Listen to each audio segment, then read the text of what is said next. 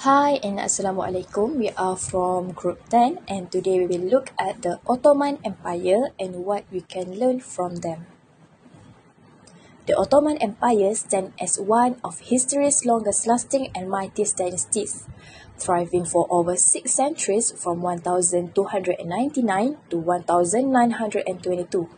At its height, it rose as an unstoppable force on the world stage, with the immense power and influence across Europe, Asia, and Africa. Its leaders ruled over diverse culture and religion, fostering advancement in architecture, trade, and governance. Yet, despite its incredible achievement, the empire eventually fell into decline, earning the infamous title of the Sick Man of Europe. This decline was marked by internal decay and the growing influence of foreign powers, which gradually chipped away at its strength.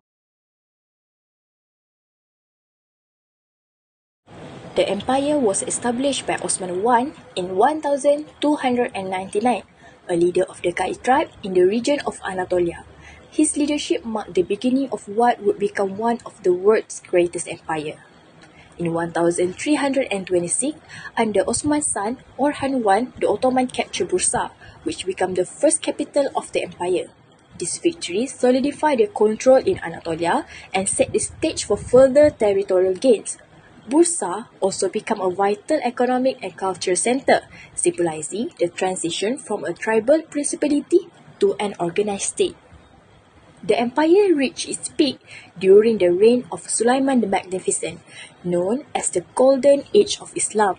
The era saw remarkable territorial expansion and cultural achievement. The empire now stretched across 3 continents: Europe, Asia, and Africa, encompassing Hungary, the Balkans, North Africa, and the Arabian Peninsula, making the Ottoman Empire a beacon power and prosperity. However, the seeds of decline began to take root in the late 17th century. Around 1680, the empire faced a turning point following the death of Sulaiman the Magnificent, with leadership emerged, coupled with the controversial practice of fratricide, which destabilized the royal succession. The empire's defeat at the Battle of Vienna in 1683 marked a significant setback. This loss not only stopped Ottoman expansion into Europe but also led to prolonged war that drained its resources and left its borders vulnerable. The 19th and 20th centuries saw further challenges. The Balkan Wars were devastating because the empire lost nearly all its European territories. In 1914, the empire entered World War I, siding with the Central Powers. This decision made them suffer numerous defeats and empire remaining resources were depleted. The final blow came with the end of World War I. The once mighty Ottoman Empire was left fragmented, its territories covered by victorious Allied power.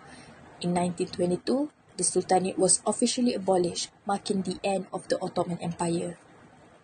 Sustainability played a critical role in the rise and fall of the Ottoman Empire, and its long-term effect offers profound lessons for understanding the importance of sustainability practice in governance, economics, and resources of management. As you can see, sustainability is not just about preserving resources. It's about creating systems that balance economic growth, environmental protections, and also a social stability over the long term. The Ottoman Empire's decline underscores the importance of adopting sustainability policies that consider future generations and also, in the same time, adapting to change and preserving the foundations of prosperity. This is the history of the Ottoman Empire. So, what is the lessons from the rise and fall of the Ottoman Empire? First, resources management and agricultural sustainability. In Ottoman context, these modern lessons are sustainability agriculture has practiced, such as crop rotations, soil conservation, and technological advancements are essential to maintaining productivities and also preventing land degradations. Nations must treat natural resources as renewable assets that require stewardship rather than mere exploitations. Secondly, economic sustainability in Ottoman context. The empire thrived by dominating major trade routes like the Silky routes. However, it has failed to adapt when global trade shifted towards sea-based routes during the age of explorations. The lack of diversification in revenue streams and dependence on traditional routes left the economy vulnerable. In the modern lessons, we can see that this economy must diversify and evolve to withstand external shocks. In investing in multiple sectors or embracing new technology and aligning with global trends are key to economic resilience. Third, institutional and administrative sustainability has given us a modern essence. This governance system and institution actually must continuously adapt and innovate to stay relevant. In transparency and also accountability and modernizations are critical to ensuring that these institutions can effectively serve their purpose over the time. Fourth, environmental sustainability has given us a modern lessons that we must be prioritized. This effective management of forests, water resources, and ecosystem is critical for supporting agriculture, urbanizations, and industry. The Ottoman Empire, one of the greatest empires in history, spanned over 600 years and left a lasting legacy in governance, culture and also leadership. But like all great powers, it rose to incredible heights and eventually declined. What can we learn from this? So, what is the lesson on sides of governance? Okay, so for the first and foremost is strong leadership. Strong, ethical leaders like Osman and Sulaiman the Magnificent united diverse population and drove progress. Leadership was the foundation of the Ottoman Empire's successes. Early rulers like Osman and Sulaiman the Magnificent were not just figureheads, they were visionary leaders. They united diverse population, made bold decisions, and drove progress.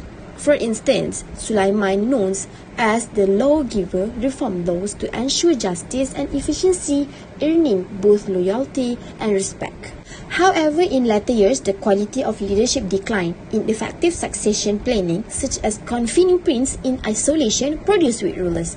These leaders lacked the vision and competence to address the challenges of their time, leading to instability and also fragmentation. The lesson here is clear. Strong ethical and capable leadership is essential for sustaining unity and ensuring long-term success. Besides, military strength also one of the lessons that we can learn today. The military was another pillar of the Ottoman Empire's rise. The Ottoman thrived with a disciplined and innovative military such as Janissary Corps. The disciplined Janissary Corps was a revolutionary force, and the Ottomans were early adopters of gunpowder, giving them an edge of the battlefield. Their military strength allowed them to expand rapidly and secure their territories. But success requires continuous improvement. Over time, corruption crept into the Janissary ranks and the empire fell behind European powers in military modernization. This decline in military readiness left the empire vulnerable to internal rebellions and external threats. So the takeaway? A strong, modernized and accountable military is crucial not just for defense, but also for maintaining a nation's stability and sovereignty. The third key lesson is about public trust. Early Ottoman rulers earned the loyalty of their people by governing with fairness and prioritizing public welfare. The empire's inclusive policies, such as the millet system, allowed different religious and ethnic groups to coexist peacefully, fostering stability. However, as corruption increased and rulers become detached from the needs of their people, trust eroded. Public dissatisfaction grew, contributing to instability and also fragmentation. The lesson here is timeless. Transparency, integrity, and accountability are essential to build and maintain a public trust. Without it, even the strongest empires can falter. The rise and fall of the Ottoman Empire offer timeless lesson for us today. Strong leadership drive progress and unity. A modernized and accountable military ensures security, and public trust built on integrity and fairness sustains a nation through challenges. These principles are as relevant now as they were during the Ottomans' time. Let's learn from their success and their mistakes to build better governance for the future.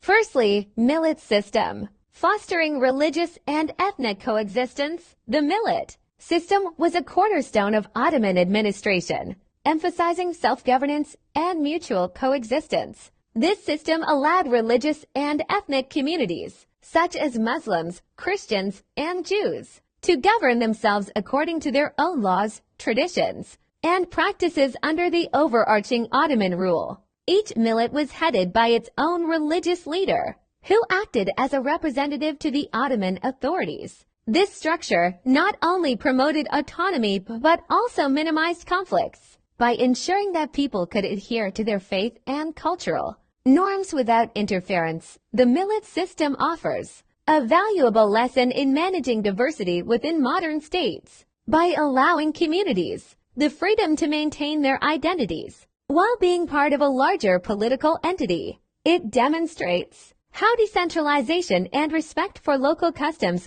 can strengthen social cohesion. This approach could be a model for pluralistic societies, grappling with issues of integration and representation today.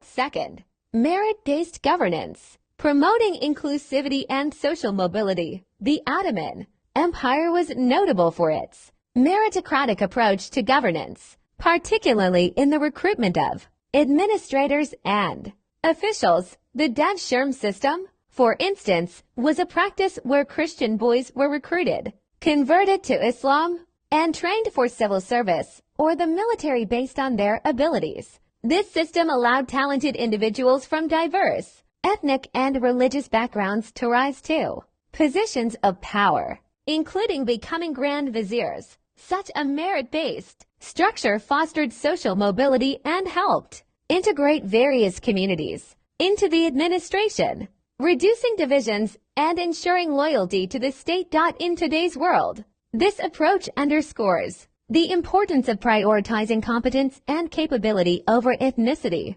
religion, or social background in governance and employment. Modern organizations and governments can draw inspiration from this to create more inclusive and effective institutions.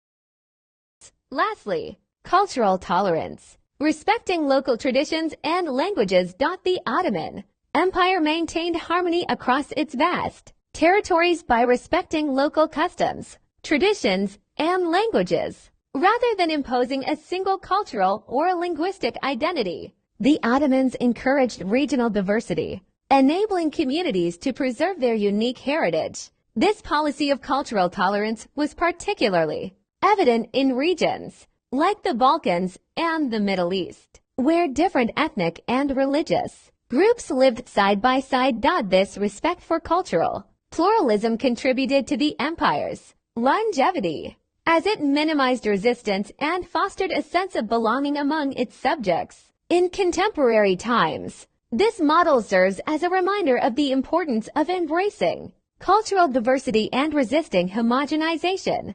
By valuing and preserving different traditions, modern societies can build stronger, more inclusive communities.